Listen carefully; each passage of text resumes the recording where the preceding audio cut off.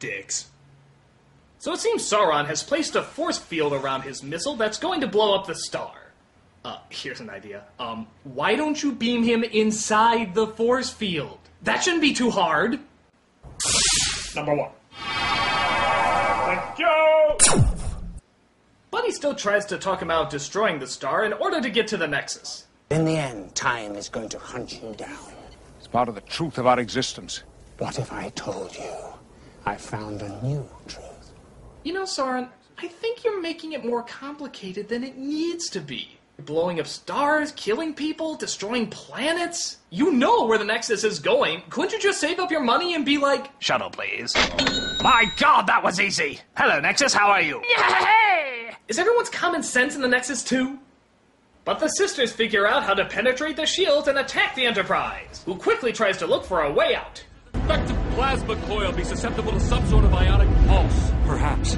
Yes.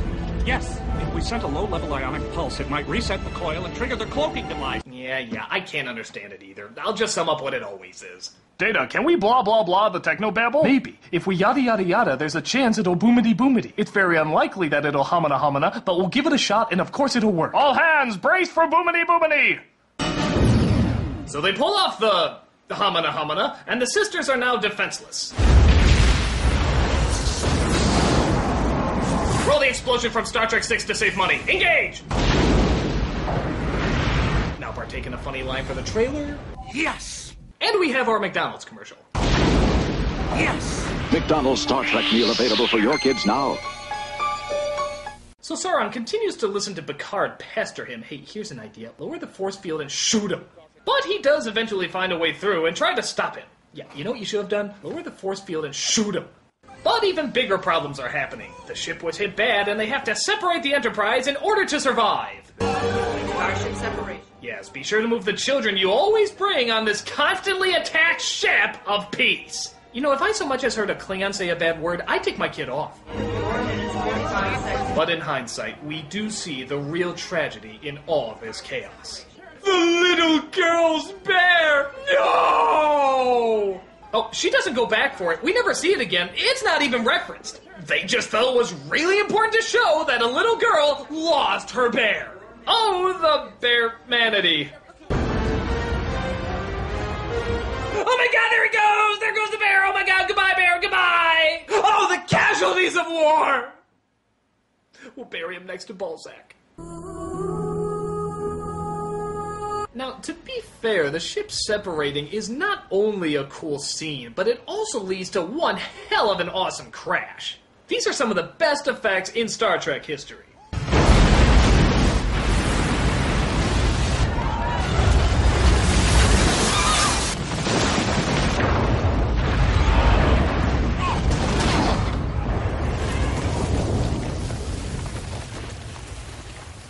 Well, that wasn't such a chore now, was it? Oh, great, now I ran that out. I gotta see more movies. But Sauron does destroy the star, and the Nexus comes right at him and Picard. They get sucked into it as the rest of the Enterprise and the planet get blown apart. We then see that the Nexus is, in fact, Patrick Stewart doing another rendition of Christmas Carol? Oh, come on, guy, the tickets aren't selling anymore. Love you, Father. Love you. No, it turns out the Nexus brings to life whatever your deepest dream is. And Picard's is that his family is back to life and totally happy. But a shadow, whatever that means, of Whoopi Goldberg is there to tell him that it's not all real and that he has a chance to still go back and save everybody. Well, as I said, time has no meaning here. So if you leave, you can go anywhere, anytime.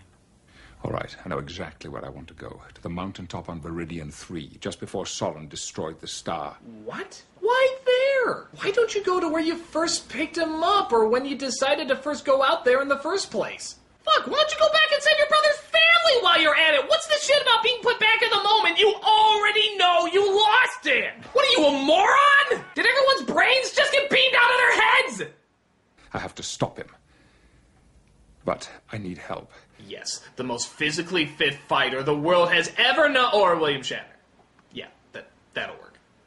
I'm wondering, do you realize... Hold on a minute. Do you smell something burning? By the way, I know a great place that does toupees.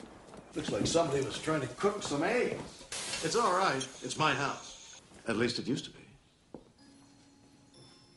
I sold it years ago. So, yeah, as we pretty much partake in somebody's fan fiction, Picard tells Kirk what's going on. This isn't really your house. We are both of us caught up in some kind of temporal nexus. Dill.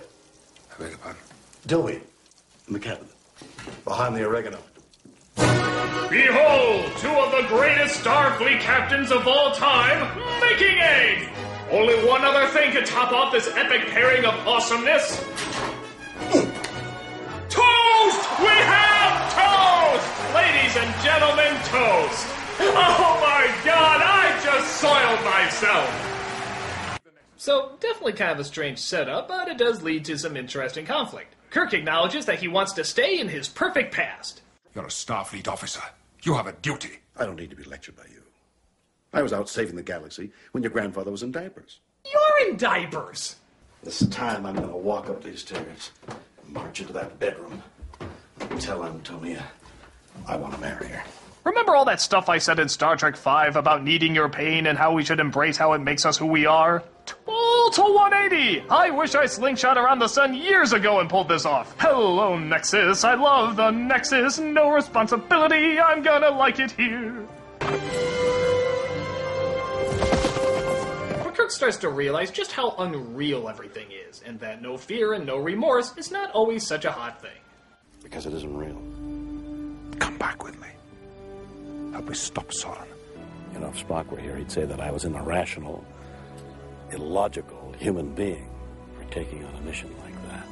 Spock was going to be here, but apparently they only gave him 2 lines, and so he said, live long and suck it. That's my joke! First Family Guy, then Big Bang Theory, and now you critic! Oh, come on, there's enough memes on the internet. What else have I stolen from you? Well, how about my voice for Big Lip Delicate moment? Well, it's not like you really need the residuals or anything. Got me there. So Kirk and Picard go back and try to stop Sauron together. You do realize that if you never go into the Nexus, you'd never be able to come back and do this properly.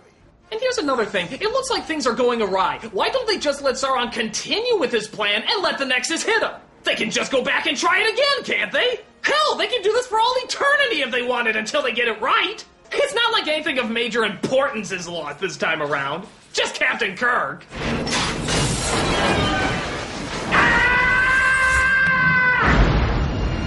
Get away from that launcher.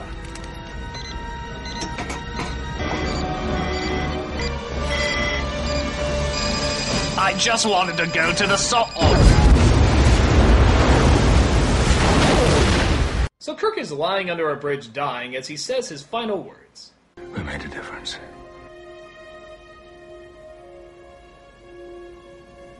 Oh my.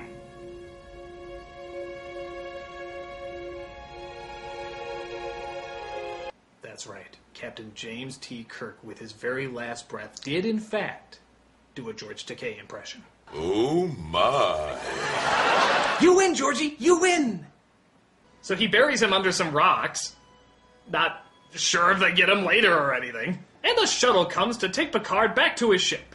Oh, it will be good to see the ship once again. Oh, damn it! Number 1, I gave you 2 orders while I was gone. Don't blow up the ship and don't sleep with anything. I thought the latter would be more probable. But as we look through the wreck, Data finds one survivor that he holds very close to his heart. Spot. Spot will live.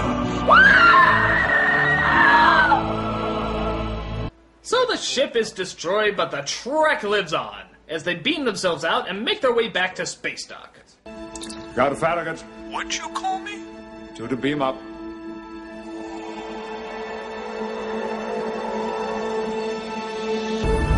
By the way, did I tell you I met Jim Kirk? What? Yeah, he's under a bunch of rocks. Geeks are gonna complain about it for years. So that's Star Trek Generations. It makes no sense. And that really is the biggest problem of all. I can overlook some of the annoyances as it does have some real good powerhouse scenes later, but the plot threads are so nonsensical that it really does distract.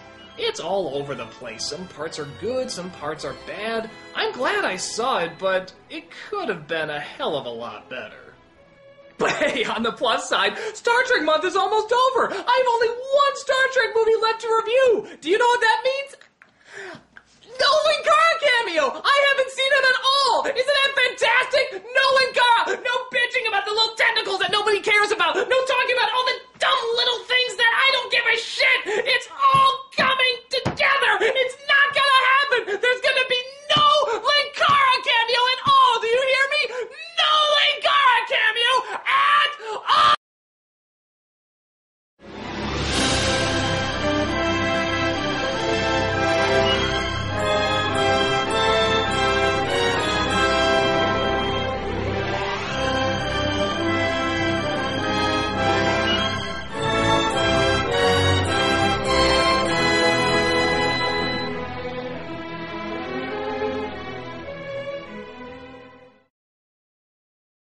Tiny little life forms